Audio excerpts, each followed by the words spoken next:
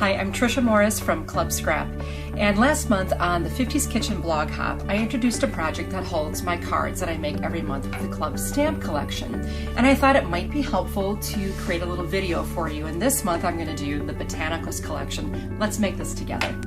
Alright, so this is the 50s Kitchen card carrier, and I just made a little belly band closure. You can of course devise a closure of your own making, but this was the easiest to make.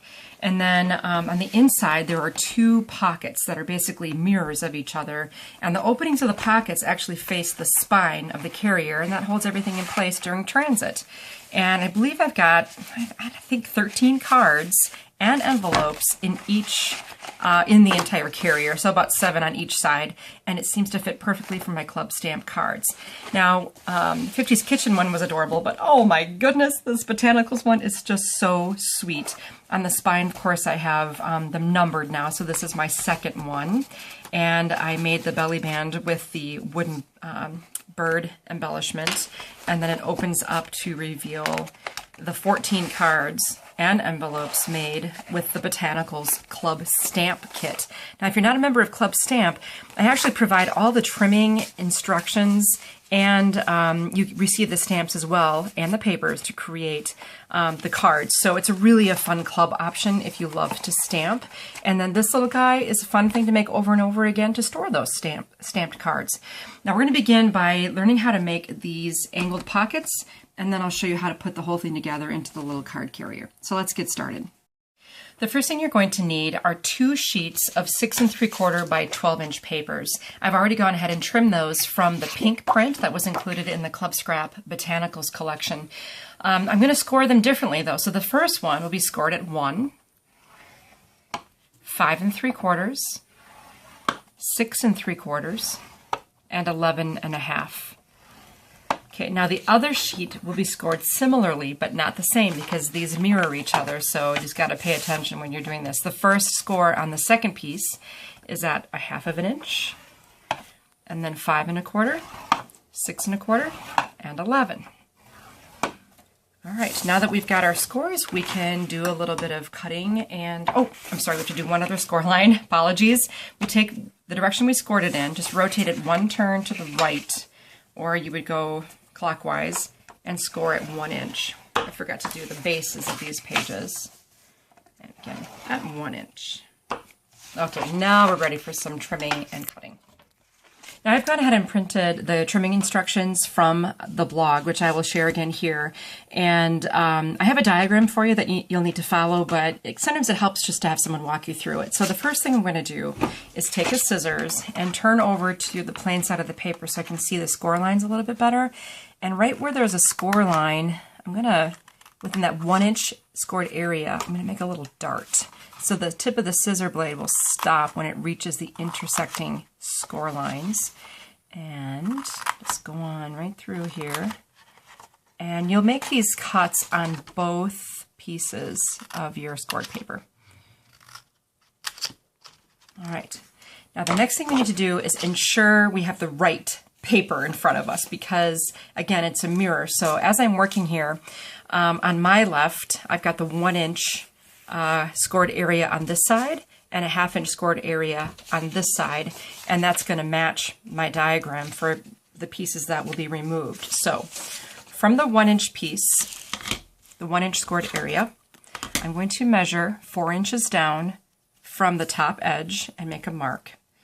And then I'll bring my ruler into that 1 inch area. I'm going to cut down. I lost my marked spot. Maybe I'll just put my 0 here. Cut down to the 4 inch mark. Okay. Then I need to take away that little rectangle as shown in the diagram. And now that's gone. Now if I just took 1 second and showed you, we just made this little tabbed area. Now we need to create the angled pocket on the other side. So also at 4 inches, I'm going to make a cut from the spine down to a spot I've marked 4 inches from the top edge. Again, that diagram really helps clarify things. And then I'm going to make a straight line within that 1/2 inch scored area and remove that piece. Now I had to do this facing me. Maybe we can do one facing you. I don't know if that's going to make it any clearer or not, but let's do this second one. Once again, I will mark. Here's the 1 inch area now on the opposite side. So the 1 inch scored area. I'll measure and mark 4 inches. And then use my ruler to make the cut. I was pulling the blade toward me and holding the ruler firmly in place. And then I'll make that little 90-degree cut in order to remove this piece. On the side with the angle, I will once again measure down 4 inches with my grid ruler here, which is very helpful. And we'll make an angled cut from the spine score all the way down to that pencil mark. So let's find that.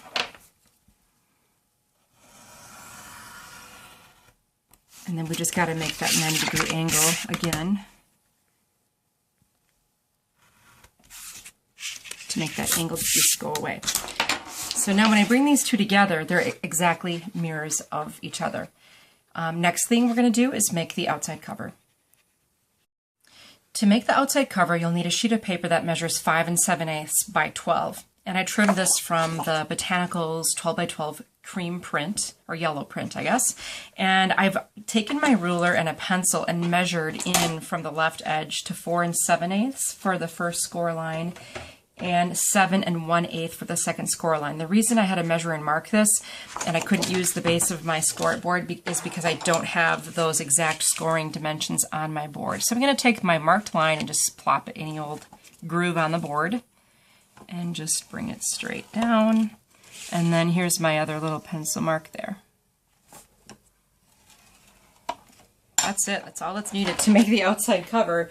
So once I have those scores made, that's going to be the outside cover. So this is where those pockets will live. And let me show you how to make the pockets themselves. We'll begin by folding on those score lines, all those tabs, and then now you sort of have the making of a pocket. Now if you study in advance, you can see how these flaps will create your side pocket. And I want to make sure this full 1 inch flap is here on the outside of our little box. And then you have the bottom tabs.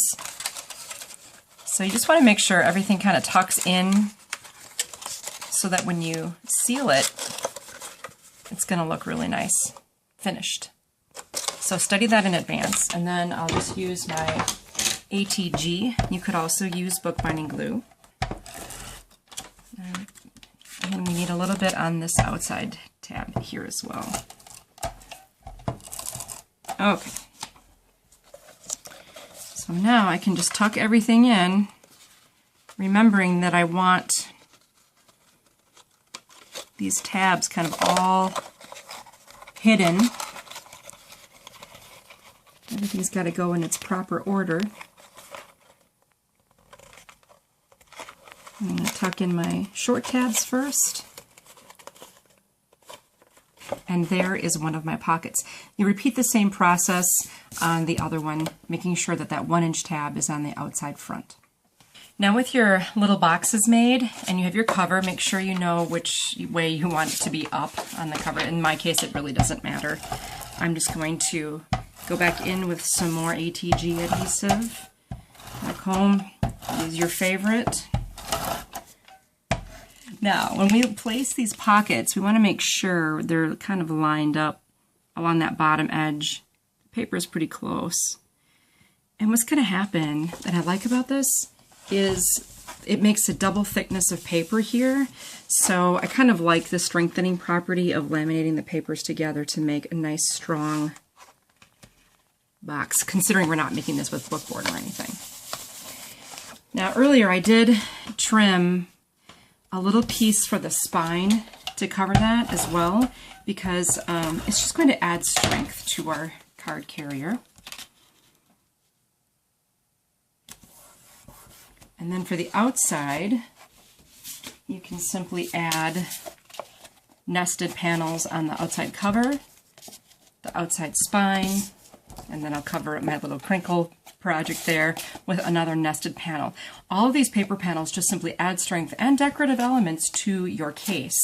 Now let me just show you a quick tip for the belly band. I have two 1 by 10 inch pieces of paper, and in order to create the band, all I did was lay one of the pieces on the loaded book and went around with it. So it started on the edge and went around this way. And the second piece will start on this edge and kind of make those turns. All right, so once you have all of your little creases made, you can solidify those.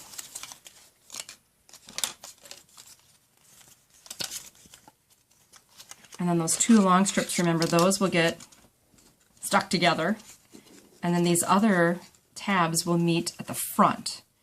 And then it's up to you how you want to cover that seam. In my case, I covered it with this darling little die cut or laser cut wood veneer bird. So when you have everything finished and your spine decorated, all you need to do is slide the band back into place and it should fit perfectly onto your card carrier. Hope you love this project and that you'll give it a try.